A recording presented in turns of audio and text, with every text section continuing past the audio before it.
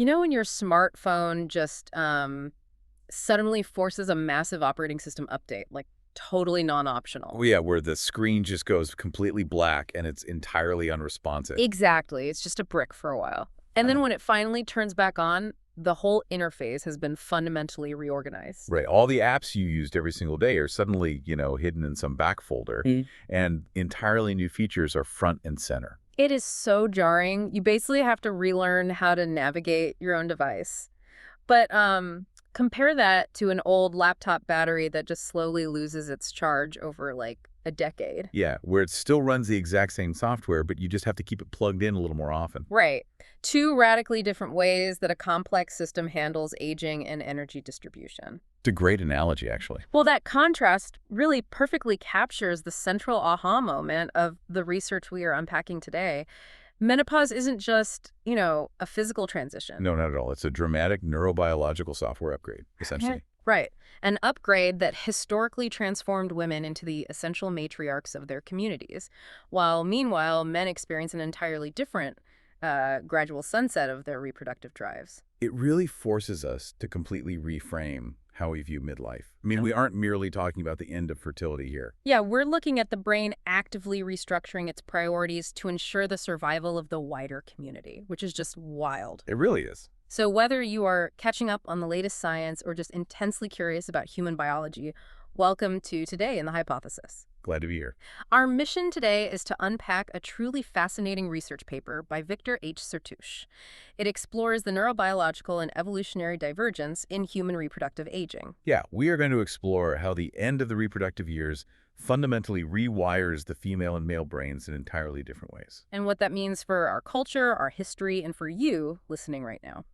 So, the start, for most physiological systems, men and women age fairly similarly, right? Yeah, totally. Like our cardiovascular systems or digestive tracts, they follow pretty predictable shared trajectories. But when it comes to reproductive senescence, our species has this really unique, dramatic split. Yeah, so to understand how the brain changes, we first need to understand the physical timelines.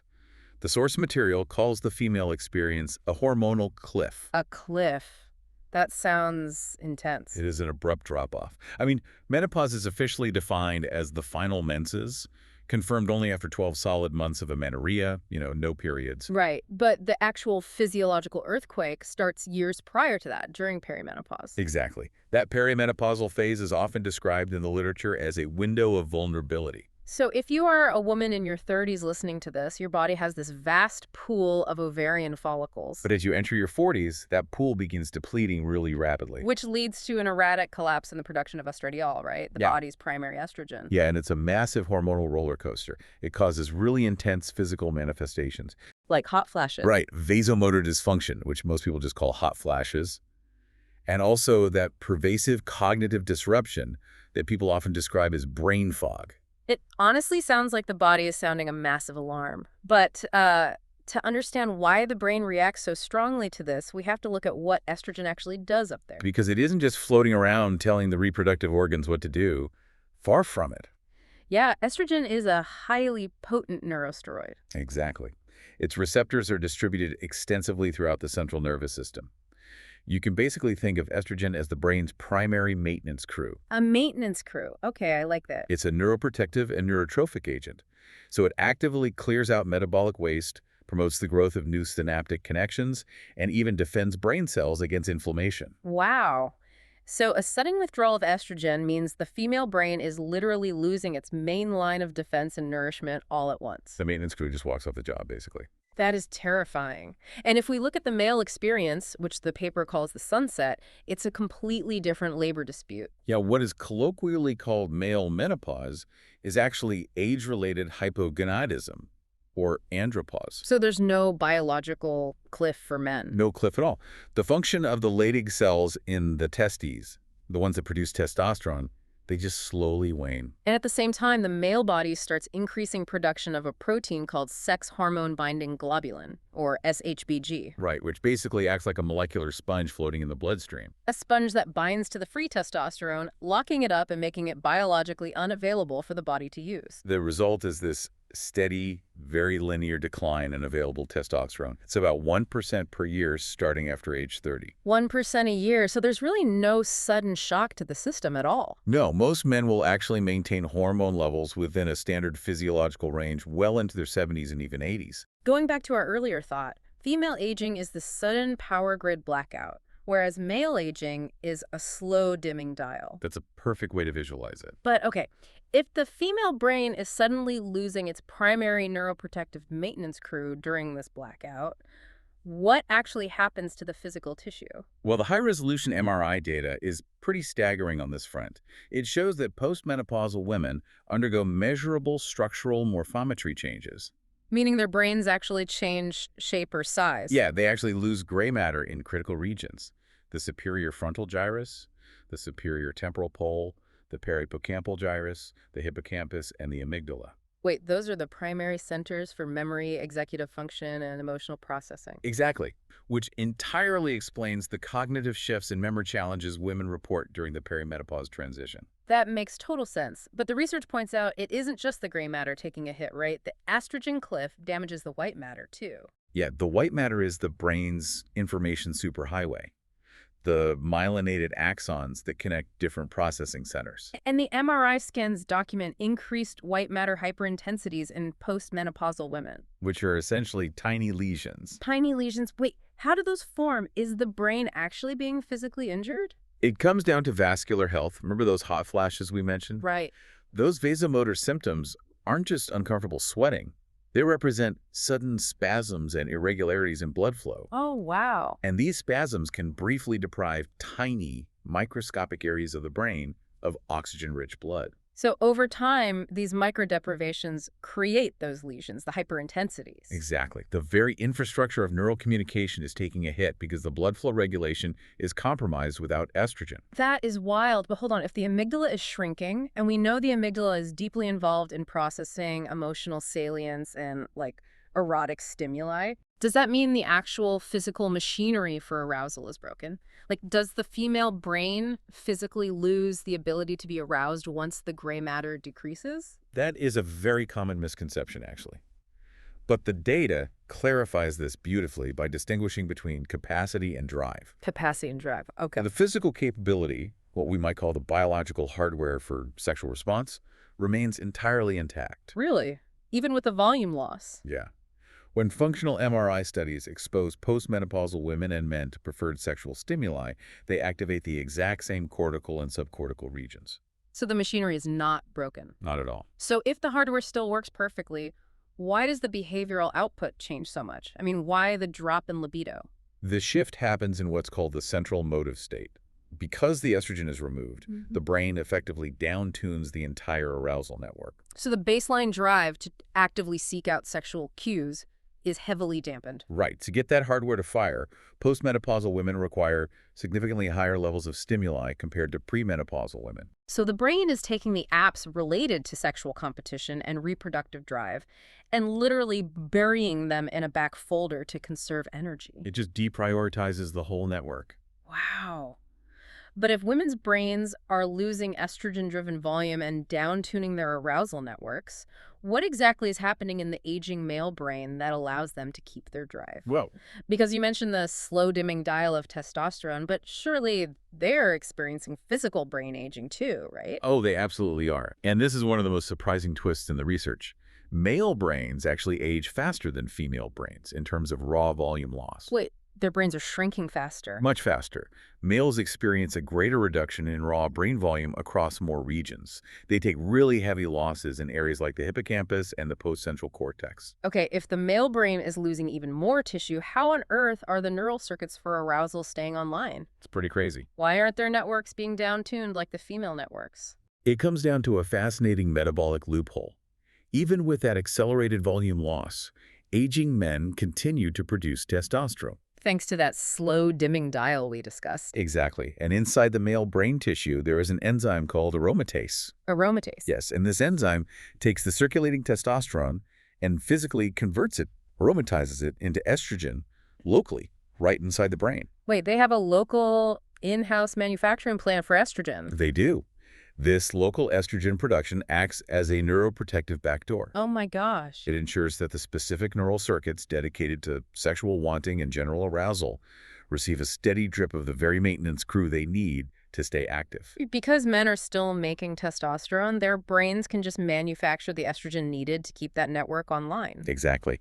While postmenopausal women, having lost their primary hormone source entirely, do not have this backdoor mechanism. That is just incredible. But, biological differences of this magnitude, like an entirely separate operating system for how we age, they never happen by accident. No, evolution doesn't usually waste energy like that. Right. So if the female brain actively shuts down its reproductive drive, rewires its hardware, and endures this massive systemic shock, why did evolution select for this? It's a great question. From a pure Darwinian perspective, if an organism can no longer pass on its genes, why did we evolve to survive decades past reproductive age? It is literally one of the greatest mysteries in evolutionary biology. Because in most species in the animal kingdom, animals simply die when they can no longer reproduce. But the data points us toward two intertwined theories for humans, right? The grandmother hypothesis and the embodied capital model. Yes, exactly. I love the grandmother hypothesis. It basically argues that humans are uniquely difficult to raise, right? Like human infants are incredibly helpless. They are. They require immense caloric investment and protection for over a decade. So think about a 50-year-old woman in a Pleistocene environment. Having another baby at that age would be super risky. Exactly. She risks her own life and the lives of her existing children if she dies in childbirth. So the grandmother hypothesis posits that postmenopausal longevity evolved specifically so older women could shift their energy. The neural capital, yeah. Shifted away from the high-risk, highly distracting drive of direct reproduction. They basically stop having their own babies so they can invest in the ones that already exist. They reallocate that energy toward protecting, provisioning, and educating their grandchildren. And by ensuring her grandchildren survive to reproductive age, she is still passing on her genes through inclusive fitness. That makes so much sense. And the paper cites remarkable historical demographic records from Finnish and Canadian farming communities from the 18th and 19th centuries to back this up. Yeah. But wait, how do you prove an evolutionary theory with old farming records? Yeah, the researchers tracked the lineages and lifespan data of thousands of individuals, and the demographic records proved a direct correlation. What was the correlation? The longer a postmenopausal woman lived, the greater the number of her surviving grandchildren. Wow. Her physical presence in the community, eating food and knowledge, literally increased the survival rate of her lineage. So the female brain is essentially like a startup company. A startup. Yeah. It pivots from an aggressive, risky, high-burn growth phase, which is reproduction, into a wisdom-focused phase of stabilizing and mentoring the existing investments. I love that. The embodied capital model actually maps perfectly onto your startup analogy. Oh, really? Yeah, the brain undergoes a plastic cessation of reproduction. It deliberately shuts down the arousal networks to facilitate this switch. Reducing the emotional distraction of sexual cues. Right, and instead it enhances the neural networks dedicated to social coordination, memory, and executive function. The software upgrade. The brain is literally optimizing for wisdom and survival instead of mating. Exactly. But what about the men? If the women are becoming grandmothers, what is driving the male evolutionary path? The male evolutionary driver is called the patriarch hypothesis. Patriarch hypothesis. Okay. Male longevity is viewed as a byproduct of selection for continued reproduction, because a male can theoretically father a child until the very end of his life. Oh, right. So there was a relentless evolutionary pressure on the male brain to maintain sexual drive and status-seeking behaviors into old age. The male brain is optimized to stay in the game as long as physical health permits. Yes. So we have these two completely divergent evolutionary blueprints, women pivoting to intergenerational survival, men maintaining the reproductive status quo. It's a huge split. But we don't live in Pleistocene hunter-gatherer societies anymore. How does this biological software upgrade actually play out in human societies today? Well, this is where we see a profound and honestly often tragic divergence between traditional cultures and modern Western societies. How so? In many indigenous cultures, menopause was, and in many places still is, viewed as a transition into immense social power. The paper highlights the Maori people of New Zealand, right? Yes, they deeply respect the kua, or elder woman. They elevate her as the ultimate keeper of knowledge and community leadership once she passes her childbearing years. We see the same reverence in certain Native American traditions, too, like the Lakota belief system. Right. They held that when a woman stops menstruating, she holds her wise blood within. Meaning the biological energy that previously went into creating physical life is transformed into healing, shamanic power, and tribal leadership. Exactly. They actively celebrated the matriarch phase. Contrast that with the Western medicalization of menopause. Much of our modern framework is rooted in 19th and 20th century patriarchal theories. Specifically including Sigmund Freud's ideas of reproductive utility. Right. The Western framework often treats menopause as a disease to be cured or an endocrine failure. It's treated like an ending that renders older women invisible in the culture. And that invisibility has an actual quantifiable price tag. The data on a socioeconomic double burden in the modern world is incredibly sobering. There is a documented menopause penalty in the modern workplace. Because the corporate world just isn't designed to accommodate a biological software upgrade. Women who experience severe menopausal symptoms, like the brain fog, the insomnia from hot flashes, they took a significant earnings hit. Yeah, they often earn noticeably less 4 years after the onset of symptoms, usually due to reduced hours, missed promotions, or being forced into early retirement. It is a massive drain of neural capital from our workforce. Huge drain. And it is significantly worse for women from lower socioeconomic backgrounds. The double burden. Right. The data shows they tend to experience an earlier onset of menopause, likely due to cumulative life stress. And they have a 29% to 55% lower chance of getting hormone replacement therapy compared to more affluent women. Which is a double blow, because earlier we discussed how estrogen is the brain's maintenance crew. Exactly. HRT can actually help stabilize the brain's gray matter and protect that neural connectivity during the transition, but access to it is deeply unequal. So the estrogen cliff is not an egalitarian experience at all. Not even close. It is heavily stratified by class and access to healthcare. Society has essentially taken a natural evolutionary pivot toward wisdom and turned it into a systemic disadvantage. That is so frustrating. But let's look at another massive societal structure for a second. Religion. Okay.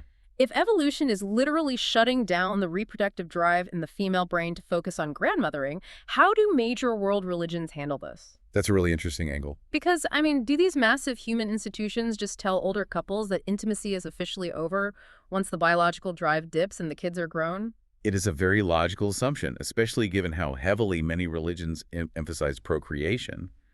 But the actual doctrines offer a fascinating counter-narrative. Really? Yeah, major world religions explicitly separate the unitive aspect of intimacy from the procreative aspect. So they recognize that sex serves a crucial bonding function entirely separate from making babies. Exactly. For example, in Judaism, there is the mitzvah of Ona. Which is the husband's explicit duty to bring physical pleasure to his wife to ensure shalom bayit, right? Which translates to peace in the home. Yes. And this religious obligation remains in full force after menopause. It is entirely independent of procreation and focuses solely on the marital bond. And the Catholic Church has a surprisingly similar stance, despite its strict rules on contraception. Right. Catholicism teaches that while sexual acts should remain open to life, it explicitly promotes and celebrates the unitive bond during naturally infertile periods. So postmenopause is viewed as a time for a beautiful, stabilizing expression of marital love once the chaotic years of child-rearing are complete. Precisely. And the paper also dives into Islamic and Hindu texts. What do they say? Islamic teachings strongly emphasize mutual joy, foreplay, and physical fulfillment between spouses in all phases of life, placing no expiration date on intimacy. And in Hinduism. Ancient texts like the Rig Veda place a heavy emphasis on respecting the intellectuality, strength, and desires of women in all circumstances, specifically including their post-reproductive years. Wow.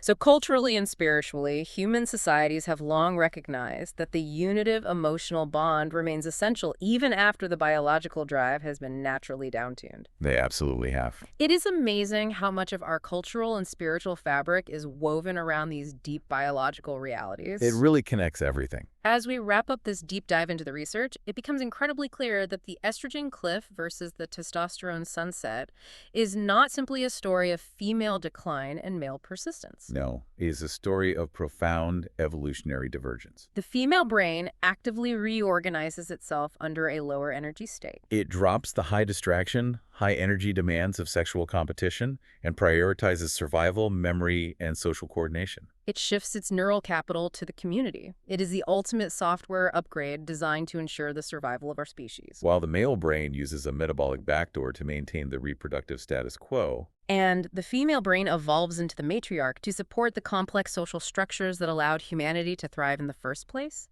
It changes everything about how we should view midlife. It really does. Which leaves us with a truly provocative thought to mull over. What's that? Well, if the female brain naturally reorganizes at midlife to prioritize social wisdom, intergenerational thinking, and cognitive resilience, Yeah. how might redesigning our corporate and political leadership structures to specifically leverage this matriarchal neural upgrade help solve some of our most complex global crises today? Oh, wow. What if we stopped seeing midlife as a medical decline and started recognizing it as the ultimate biological qualification for leadership? That is a paradigm-shifting question. It really makes you look at the elders in your own life in an entirely new light. Definitely. Well, thank you for joining us today in The Hypothesis. If this deep dive sparked an aha moment for you, please subscribe to the show and share this with a friend who loves unpacking the science of how we work. We'll catch you next time.